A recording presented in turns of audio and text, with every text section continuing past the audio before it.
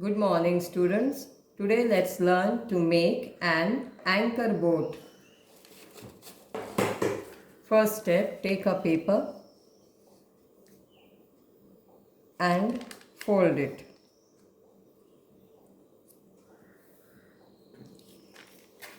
Cut this extra paper. I have cut the extra paper. This is a square.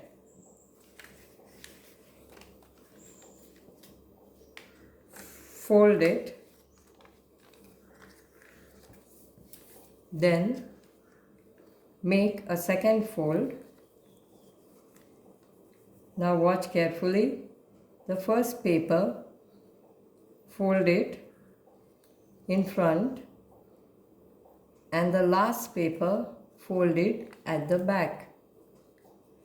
Now these two extra papers have to be folded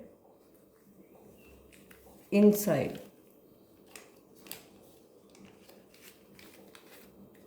Fold them nicely inside like this. Then open up and press it. Then pull out the two sides like this. You get an anchor boat. Stick this boat in your work experience book. Thank you.